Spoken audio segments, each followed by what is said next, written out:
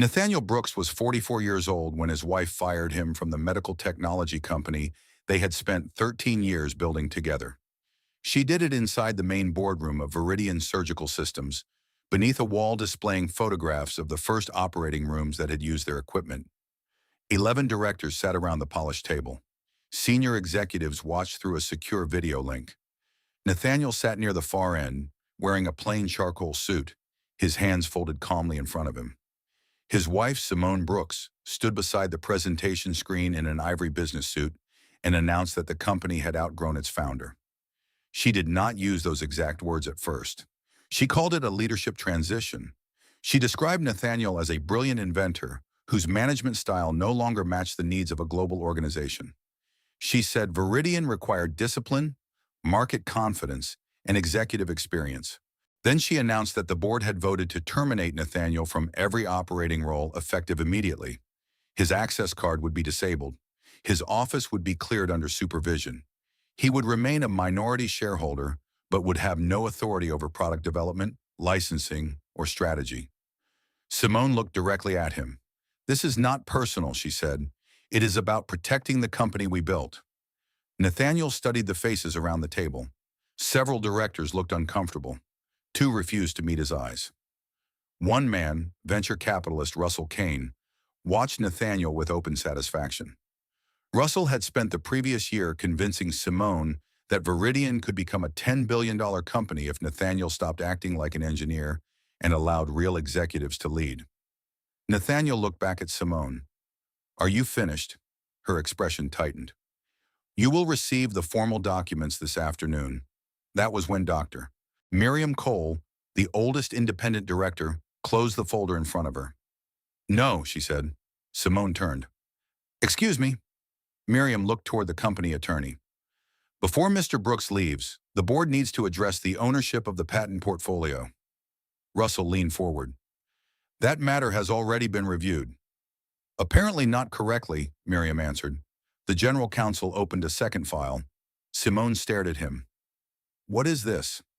He took a breath.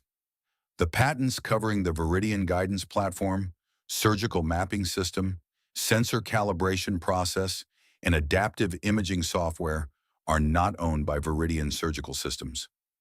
The room became silent. Simone looked at Nathaniel. "Of course they are." The attorney shook his head. "They are licensed to Viridian through Brooks Medical Innovation Trust." Russell's face changed. "Who controls the trust?" The attorney looked toward Nathaniel. "Mr. Brooks does." Simone laughed once, but there was no humor in it. "That is impossible." Nathaniel finally spoke. "No, Simone. It is the reason this company exists. Before we continue, comment where in the world you are watching from and subscribe." Because Simone believed she had removed her husband from the company. She had no idea that without his authorization, Viridian would lose the exclusive rights to the inventions responsible for nearly 82% of its revenue. Nathaniel grew up in Durham, North Carolina, in a family where medicine was never discussed as a business. His father, Elijah Brooks, repaired hospital equipment. His mother, Dr. Helen Brooks, worked as an emergency physician at a public hospital. Nathaniel spent much of childhood inside service corridors, storage rooms, and staff cafeterias, while one parent finished a shift or waited for the other to finish a repair. He learned early that hospitals contained two completely different worlds. Patients saw bright rooms, white coats, and carefully controlled voices. Behind the walls were cables, machines, supply failures, damaged sensors, outdated software, and people like his father working through the night to keep everything functioning. Elijah often told him that technology mattered only when it continued working during the worst hour of someone's life. Nathaniel remembered that. He studied biomedical engineering at Duke, then completed graduate research in medical imaging and navigation systems. His work focused on helping surgeons understand the exact position of instruments inside the body during complex procedures. At the time, many navigation systems were expensive, difficult to calibrate, and dependent on equipment that smaller hospitals could not afford. Nathaniel believed he could create something simpler. He built his first prototype using a borrowed laboratory, recycled sensors and software written during nights when he should have been sleeping. The system was not elegant. It looked like several machines had been connected by someone who distrusted covers, but it worked. During a simulated procedure, the platform tracked an instrument with remarkable accuracy even after the operating table shifted slightly. His university advisor called it promising. A surgeon named Dr. Miriam Cole called it necessary. Miriam was a respected orthopedic specialist who had spent years working in regional hospitals with limited resources. She helped Nathaniel test the early system and introduced him to hospital administrators willing to consider a pilot program. The invention attracted interest. It also attracted warnings. University lawyers wanted clarity regarding ownership. Investors wanted patents filed before demonstrations continued. Nathaniel contacted Samuel Price, an intellectual property attorney recommended by one of his professors. Samuel was 52, direct, patient, and unimpressed by excitement. He reviewed Nathaniel notebooks, source code history, grant agreements, and laboratory access records. Then he gave advice Nathaniel would remember for the rest of his life. Do not place the patents inside the operating company too early. Why? Because companies change. Investors arrive, executives leave. Boards become frightened. The invention should support the company without becoming vulnerable to every internal conflict. Nathaniel created Brooks Medical Innovation Trust. The trust held his patent applications, technical documentation, and certain software rights. The future operating company would receive an exclusive license as long as it met specific conditions. The structure seemed overly cautious when Nathaniel signed it.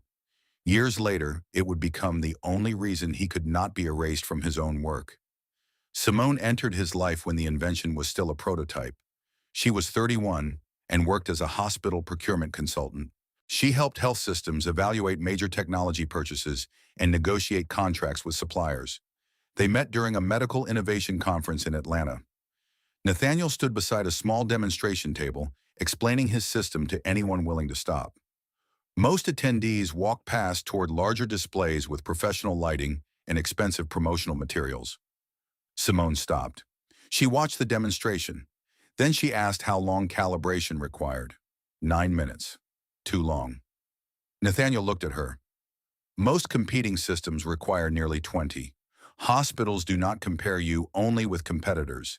They compare you with doing nothing. The answer annoyed him. It also made sense. She continued asking questions. How much would installation cost? Who would train staff? What happened if a sensor failed during surgery? Could the system integrate with existing imaging equipment? Nathaniel had technical answers for some questions and weak answers for others. Simone gave him her card. You have built something useful, she said. But usefulness does not become a company by itself. Nathaniel called her 3 days later. Their first meeting lasted 4 hours. Simone helped him create a practical plan. She identified hospital purchasing cycles, developed a training model, reduced unnecessary equipment, introduced him to a manufacturing partner. She persuaded a regional hospital network to sign a pilot agreement. Nathaniel trusted her judgment. Simone trusted his invention. Their professional relationship became personal slowly. They worked late, ate terrible food beside prototype equipment, and spent weekends traveling between hospitals. One evening, after a successful trial, Simone kissed him inside an empty parking garage. Neither acted surprised. They married 2 years later. By then, Viridian Surgical Systems had 8 employees and 1 commercial product. The company name came from Simone. She said Brooks Medical Navigation sounded like a research laboratory. Nathaniel did not care what the company was called as long as surgeons used the system. The early years were exhausting. Hospitals moved slowly. Investors demanded proof. Manufacturing problems appeared without warning.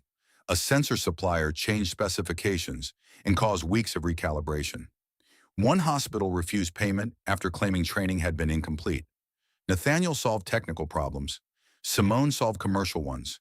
Together, they survived.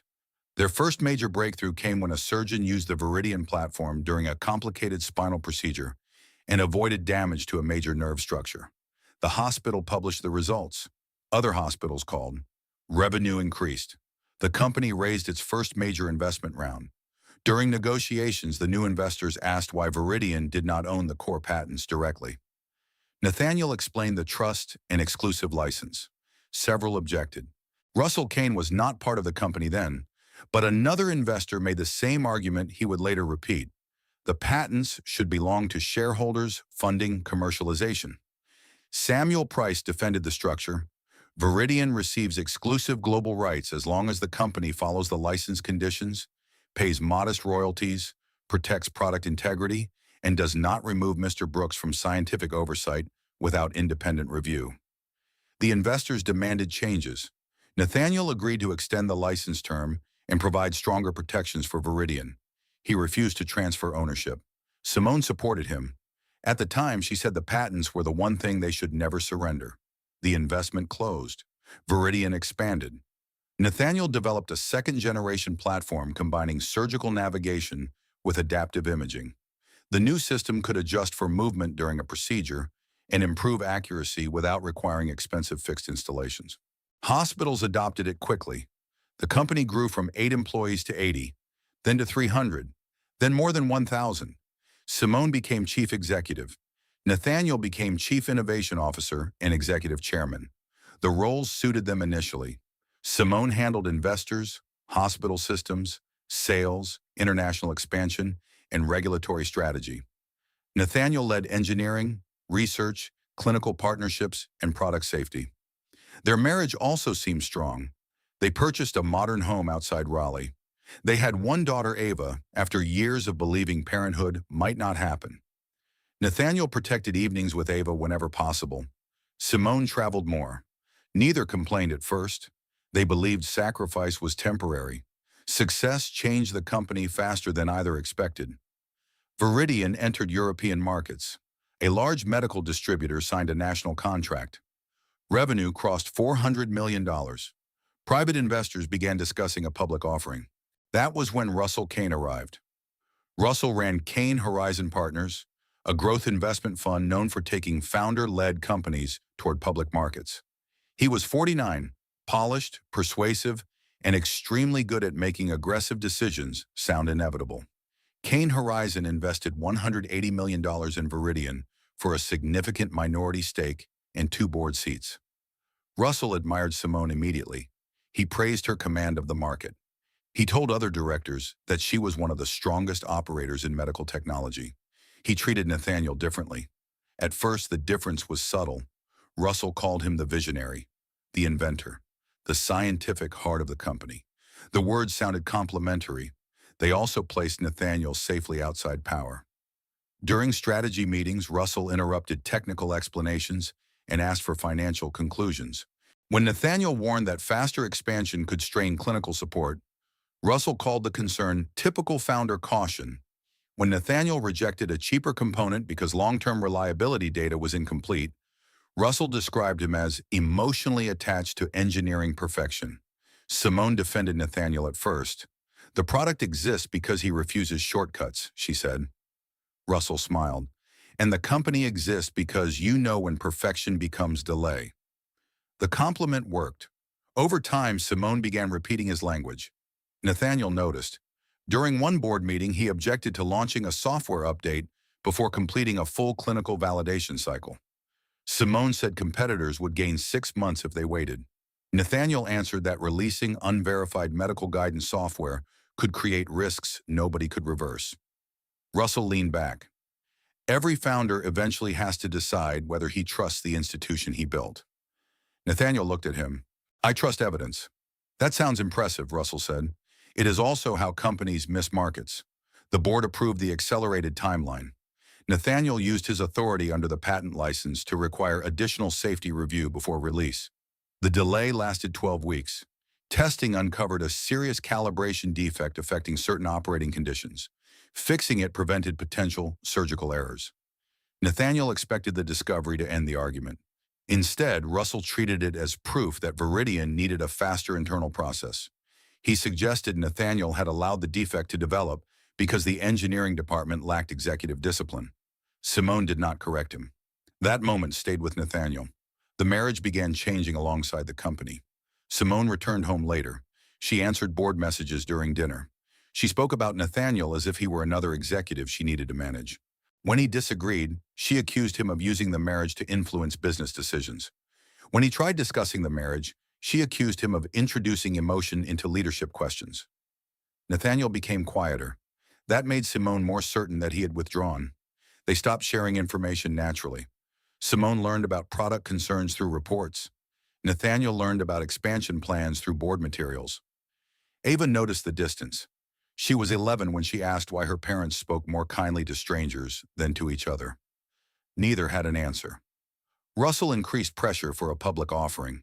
He argued Viridian could reach a valuation above $8 billion if the company reduced dependence on Nathaniel. Investors dislike key person risk, he told Simone. He controls too much technical authority.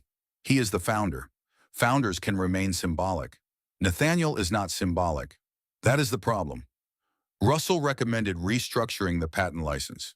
He wanted Viridian to acquire the patents from the trust before filing for a public offering. Simone approached Nathaniel at home. We need to simplify the intellectual property structure. Nathaniel looked up from a report. What does simplify mean? Transfer the patents to Viridian. No, you did not even consider it. I considered it 13 years ago. This company is not the same company. Exactly. Simone crossed her arms. The trust makes investors nervous. The trust makes the company accountable. To you. To the conditions protecting the technology. You mean protecting your control. Nathaniel closed the report. When did you begin describing safety authority as control? When you started using it to delay every major decision. Name one delay that proved unnecessary.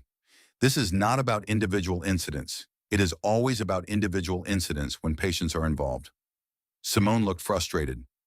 You see every decision through the laboratory, and you see every decision through evaluation. Someone has to. Someone also has to remember what is being valued. The conversation ended without resolution. Russell did not stop. He hired outside consultants to review Viridian management. The report praised Simone's leadership and described Nathaniel's role as operationally ambiguous. It recommended that he step away from daily management and become founder emeritus. Nathaniel read the report. The consultants had interviewed him for 40 minutes. They had spent days with Russell and Simone. At the next board meeting, he challenged the findings. The report does not assess clinical risk, engineering performance, or patent obligations, Russell answered. It assesses leadership. Without understanding the product, the market does not need every board member to understand the product at your level. The board does not need everyone to. It needs someone to. Simone spoke carefully. Nathaniel, nobody is questioning your contribution. He looked at her. That sentence usually arrives before people question someone's contribution. Several directors shifted uncomfortably. The board voted to reduce his operating authority. Nathaniel remained Chief Innovation Officer, but major budgets and hiring decisions required approval from a new executive committee led by Simone. He accepted the decision formally. Privately, he contacted Samuel Price. Review the patent license, he said. Samuel asked why.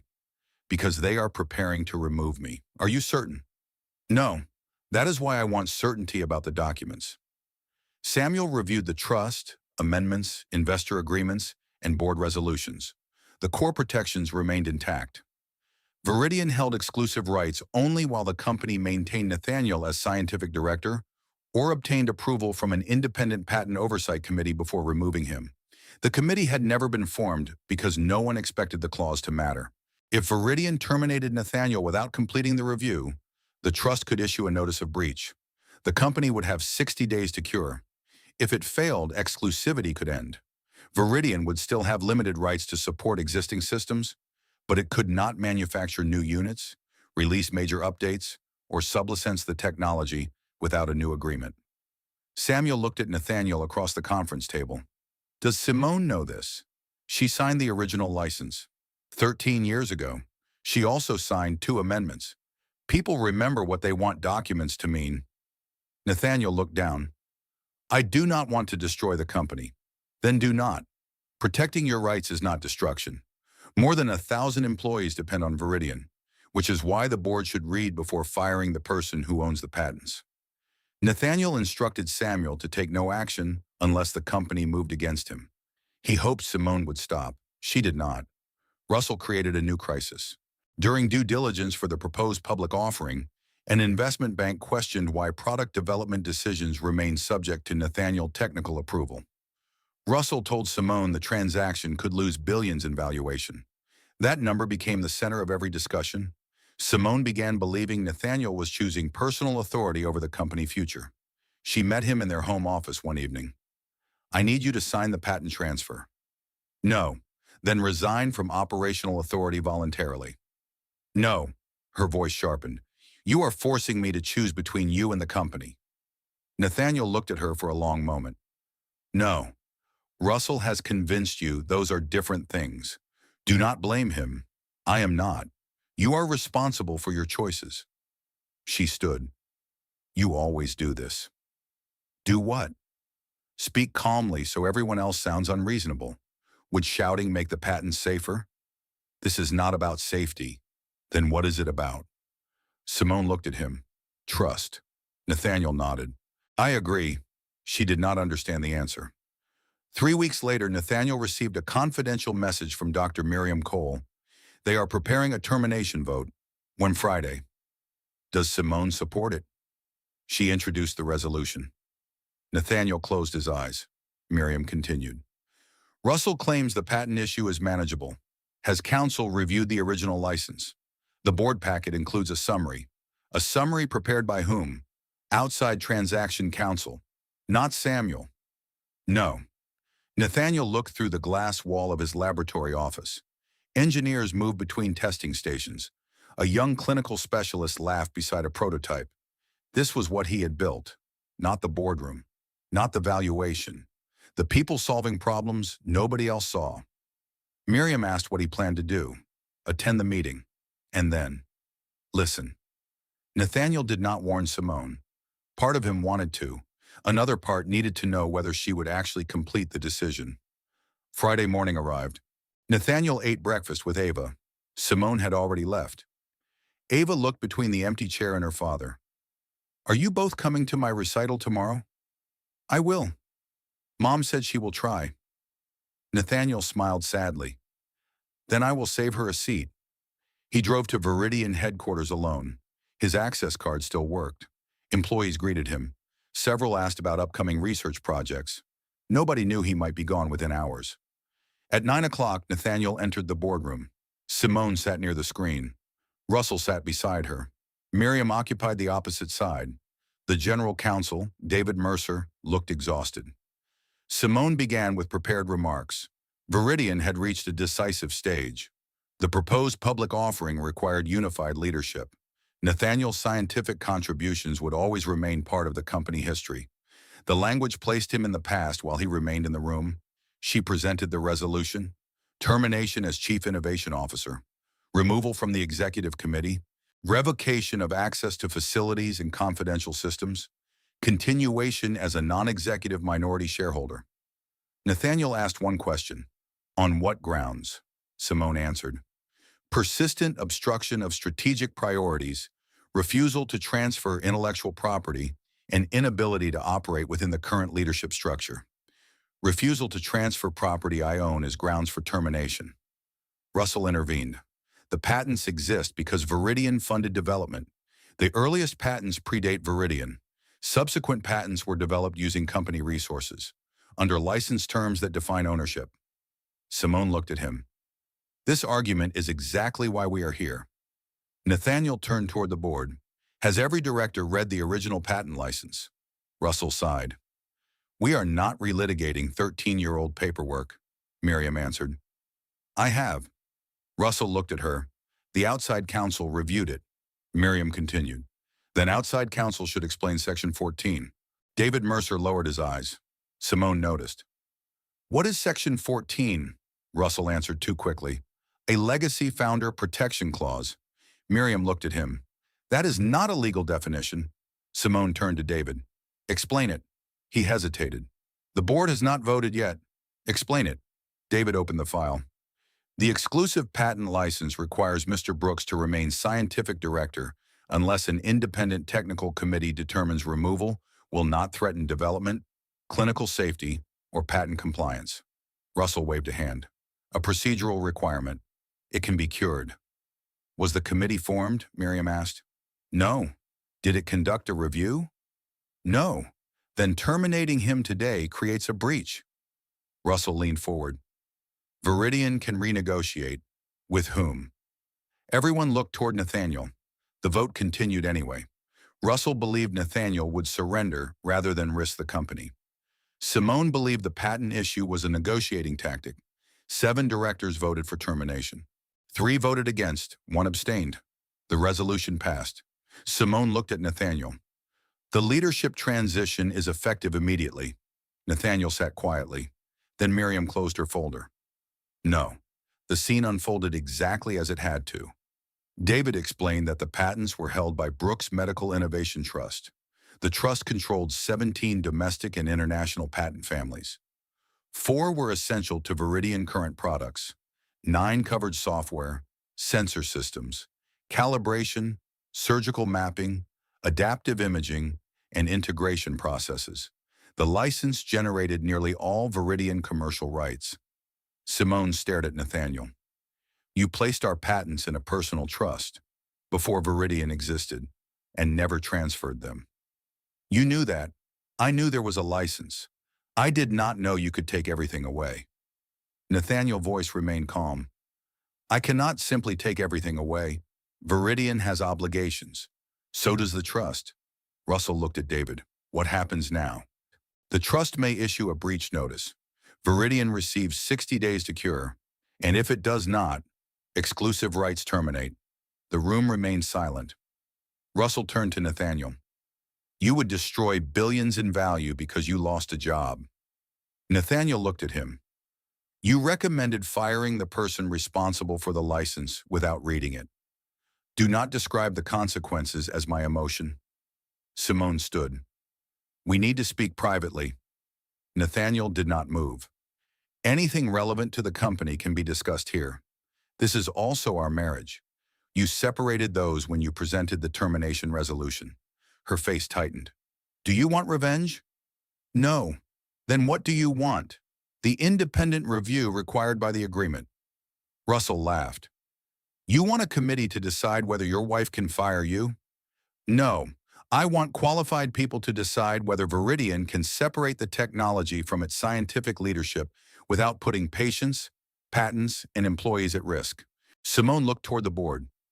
We can create the committee, Miriam answered, before termination, then suspend the resolution. Russell objected immediately. That would create uncertainty before the offering. The offering is already uncertain, Miriam said. You simply did not know why. Nathaniel stood. My attorney will deliver formal notice this afternoon. Simone stared. You planned this. I asked counsel to review the agreement after you began demanding the patent transfer. You knew we would fire you. I hoped you would not. For the first time, her confidence broke. Nathaniel gathered his notebook. Security will escort you to your office, Simone said. He looked at her. That is your decision. 2 guards waited outside. Nathaniel walked with them through the engineering floor. Employees stopped speaking. News moved quickly. By the time he reached his office, dozens of people knew. His assistant, Jasmine Reed, stood beside the desk with tears in her eyes. Is this real? Yes. Are you leaving? For now. What happens to the imaging project? Continue the safety validation. Document everything.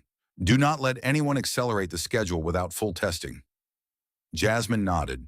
Nathaniel packed 1 box. A photograph of Ava, 2 notebooks, his father's old multimeter, a small metal component from the first prototype.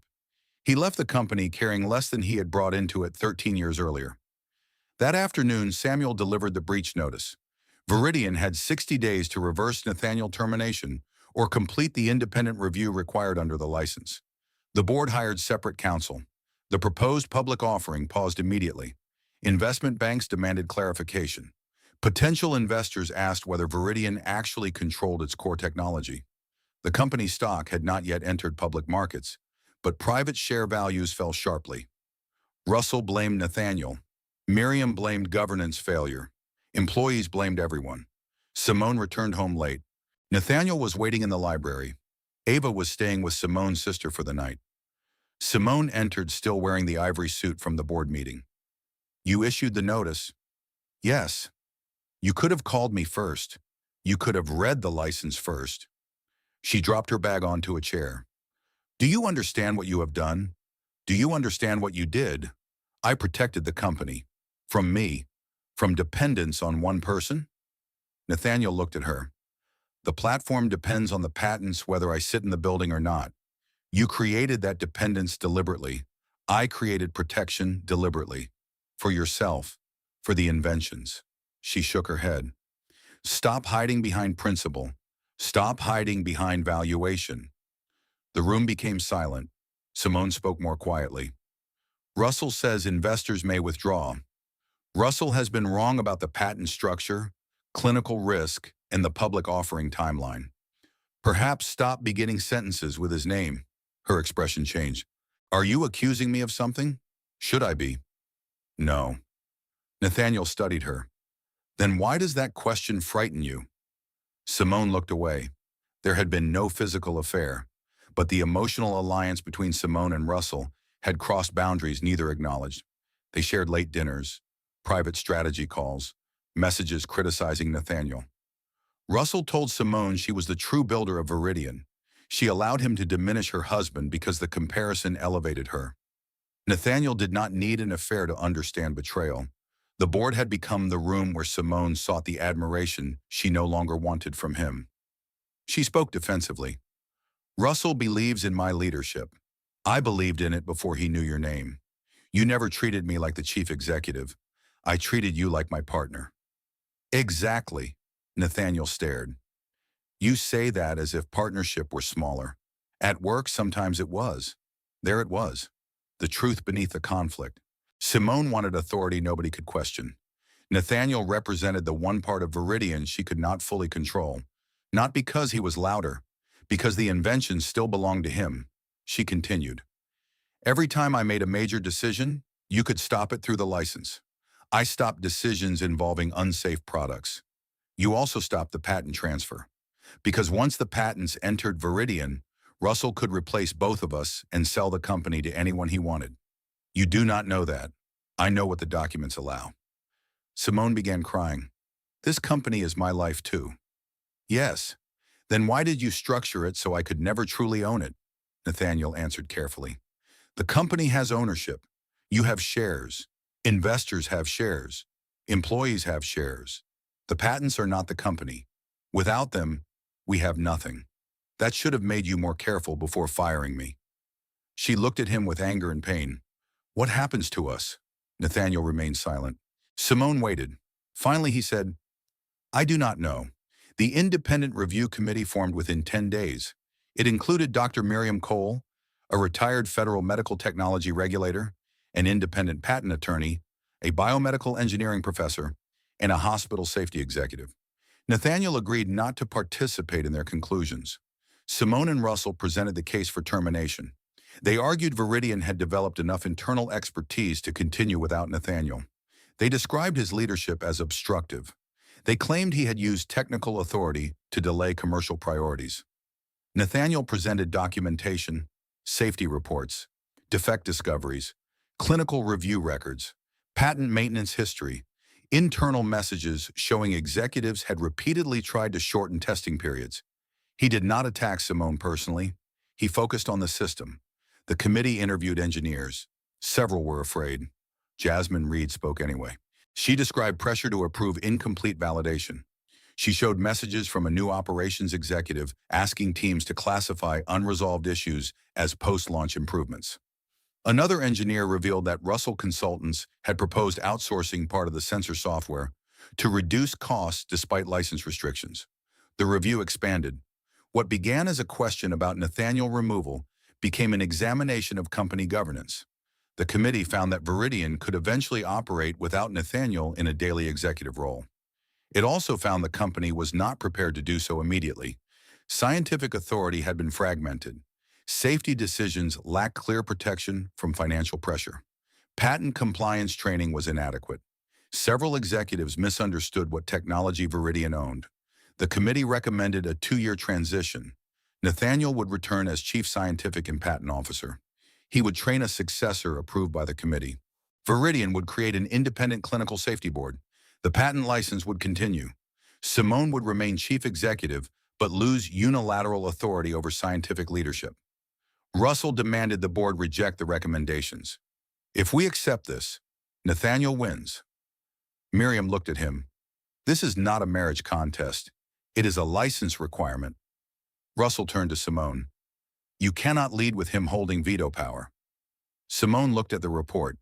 For the first time, she did not answer immediately. During the review, she had read years of internal records she had previously received only as summaries. She saw how often Nathaniel objections had prevented real problems. A supplier substitution that would have reduced sensor life. An update that could have produced inaccurate mapping under certain lighting conditions. A training reduction that increased user error. She also saw his failures. Nathaniel had not built enough leadership beneath himself. He had kept too many technical judgments inside his own head. He had corrected people without teaching them why. He had used the trust as protection without ensuring future executives understood the responsibility attached to it. Both had allowed the company to depend on conflict rather than process. Simone looked at Russell. The committee recommendations protect the company. They protect him. They also identify serious failures in our governance. Russell's expression hardened. Do you understand what the market will think? I understand what hospitals will think if we ignore a safety review. He leaned closer. You asked me to help remove him. I asked you to help modernize leadership.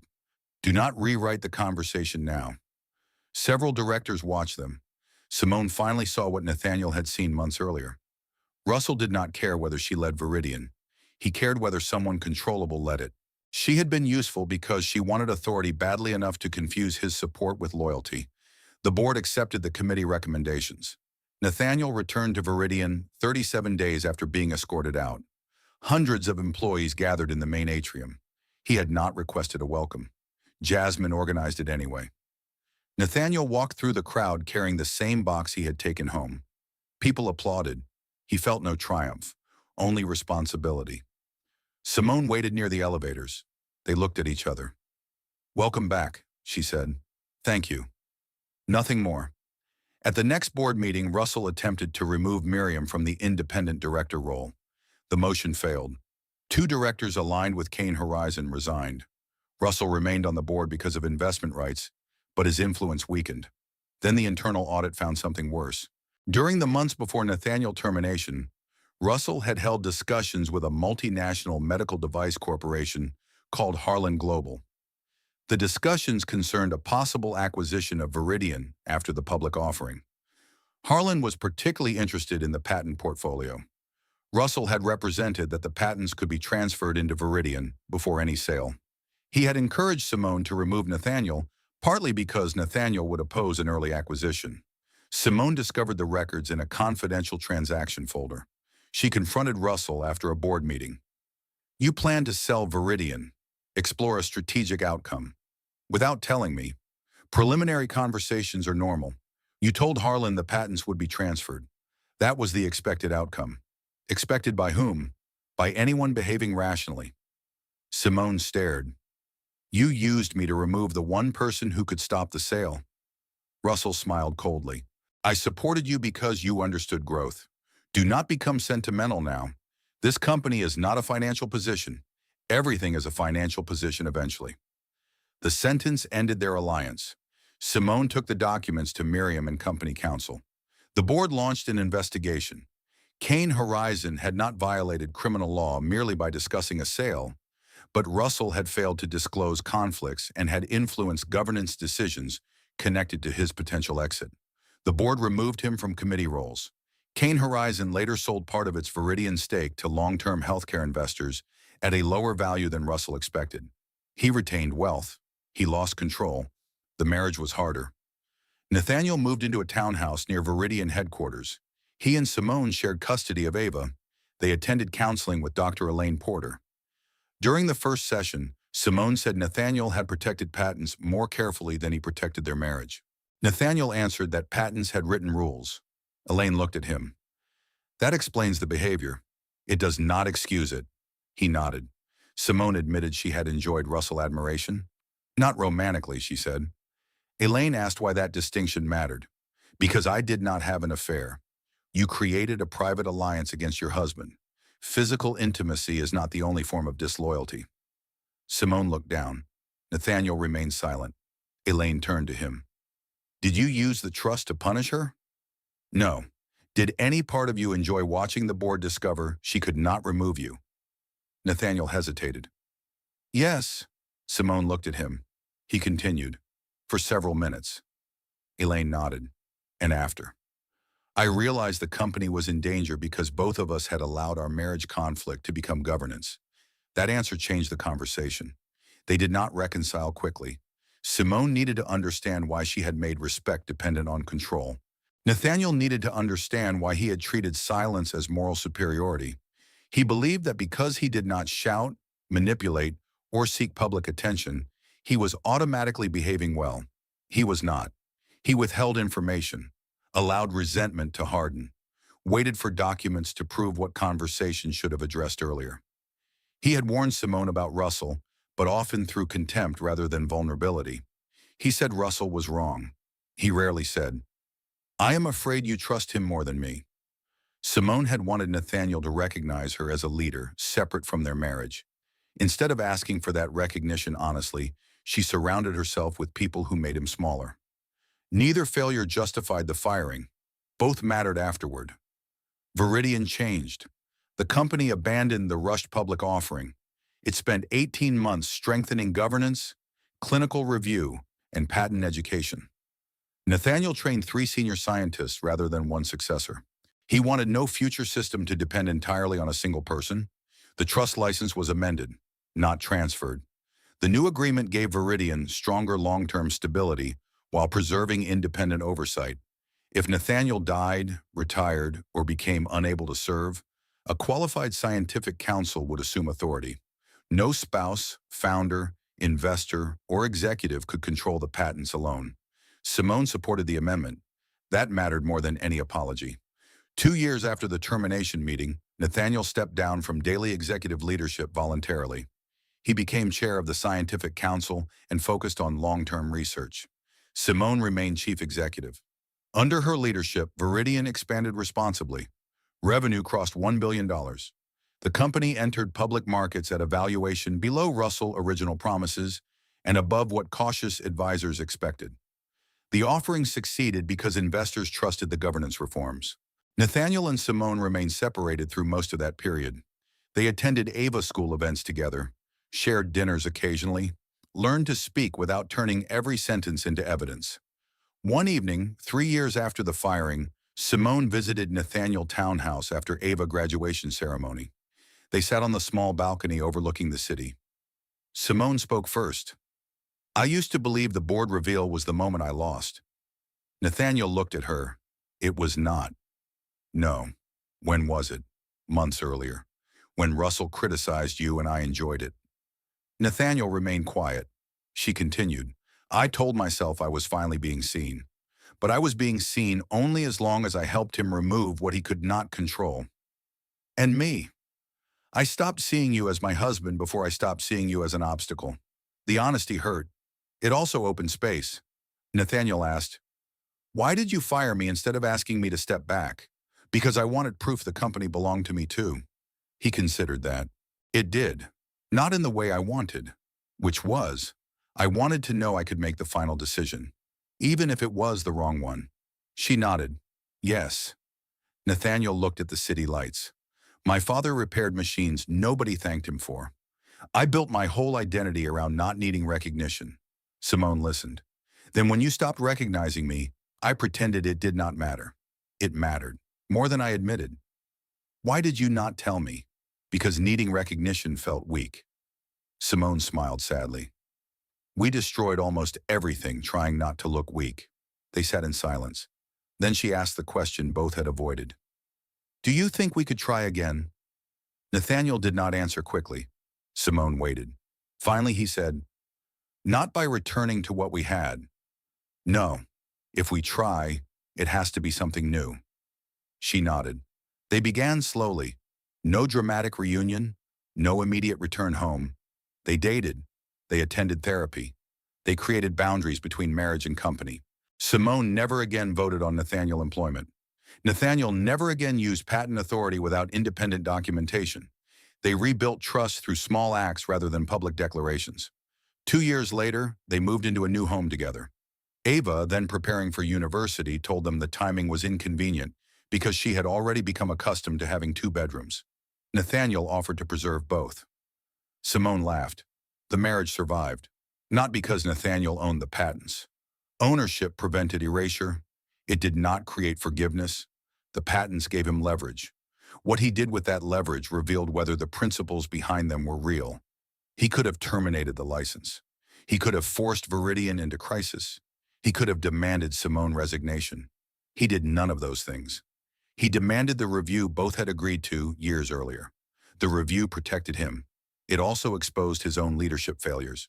That was the difference between leverage and revenge. Years later, people inside Viridian still told the story. The chief executive fired her husband. The board discovered he owned the patents. The investors panicked. The founder returned. Employees turned it into legend. Some claim Nathaniel stood during the meeting and threatened to shut every system down. He did not. Others claimed Simone begged him to save the company. She did not. One version said Russell left the boardroom immediately and never returned. He remained for months. Reality was quieter and more difficult. A wife believed leadership meant proving nobody could limit her. A husband believed principles did not need emotional explanation. An investor used their distance to weaken both. A board voted before reading the document that made the company possible. Then everyone had to decide whether the discovery would become a weapon or a correction. 5 years after Viridian entered public markets, Nathaniel spoke at an engineering leadership conference. A young founder asked whether inventors should always keep their patents outside the companies they create. Nathaniel shook his head. There is no structure that solves every problem. Then why did yours work? Because it forced everyone to pause before making an irreversible decision. The founder asked whether he had expected his wife to fire him. No. Did you trust her when you created the trust? Completely. The audience became quiet. Nathaniel continued. Good structures are not created only because you expect betrayal. They are created because people change under pressure, including people you love, and including you. Another founder asked what he would do differently. Nathaniel thought about Simone, Russell, the boardroom, the security guards, the box in his hands. I would explain the purpose more often, he said. A protection nobody understands eventually looks like a threat. After the conference, Simone waited near the exit. She had attended without telling him. You quoted Samuel, she said. He was right, annoyingly often. They walked outside together. Simone took his hand. Do you still think I wanted to steal the company? Nathaniel considered the question. I think you wanted to prove nobody could tell you it was not yours. And now? Now I think we both understand ownership differently. She smiled. The company belonged to shareholders. The patents belonged to the trust. The decisions belonged to the board. The responsibility belonged to everyone willing to accept consequences. But the work itself belonged to no single person anymore. It belonged to the surgeons using it, the engineers improving it, the employees supporting it, the patients whose lives depended on it functioning when nobody in the room knew Nathaniel's name. That would have pleased his father. Simone once fired him because she believed the company needed to escape his control. The board revealed that the company could not escape his patents. Years later, Nathaniel understood that neither fact was the real victory. The victory was building a system strong enough to survive the moment its founders stopped trusting each other. The victory was refusing to destroy what they had built merely because one of them had tried to remove the other. And when people asked who truly owned Viridian, Nathaniel never answered with his name. He said the patents were his responsibility. The company was their obligation, and power meant knowing the difference.